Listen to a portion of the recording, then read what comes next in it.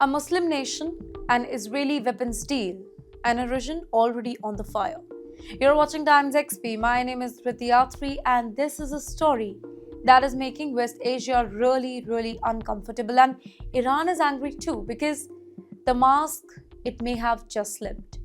For months, Israel quietly negotiated a massive arms deal. The buyer's name, it was kept secret. No flags, no press conferences. Now the mystery is over. The buyer is none other than United Arab Emirates. Yes, one of the most powerful Arab nations, a country that publicly calls for peace in Gaza, and yet it has signed a $2.3 billion weapons contract with Israel. Let that sink in. As bombs fall on Gaza, as civilians die, and most importantly, as the Muslim world protests, an Arab state is deepening military ties with Israel. Well, the deal was signed by Elbit Systems, Israel's biggest defense company. The weapons will not arrive overnight. Deliveries will stretch over 8 years long. This is not emergency support, by the way. This is long-term strategic cooperation. But you know what kind of cooperation here? Well, the exact system are still classified. But Elbit is known for advanced drones, missile defense system, battlefield surveillance tech, and electronic warfare tool. Weapons tested and used in real conflict. And here is where the anger begins.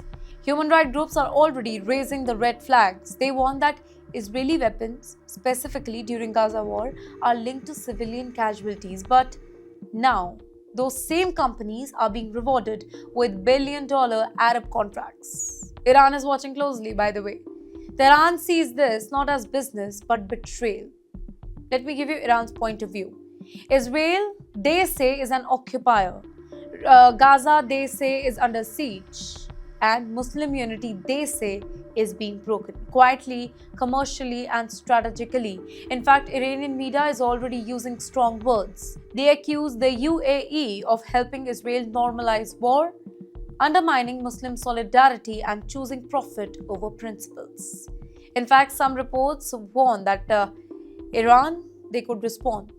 If Arab states assist Israel militarily, it is not happening in isolation. In fact, since Abraham Accord, UAE-Israel ties, they have grown fast. Be it trade, technology, intelligence, and now heavy weapons. Well, what began as a diplomacy, it is turning into defense alignment.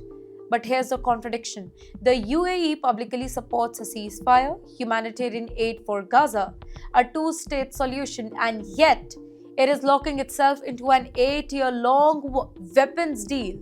The pipeline with Israel. 2 messages, 1 vision. This deal, it sends a signal to Israel. You are not isolated to the Arab street. Power politics comes first. To Iran, well, the battle lines are shifting. To the rest of the world, well, this feels like a moment of reckoning. Who stands where, who supports whom, and who speaks peace while arming war? One thing is very clear.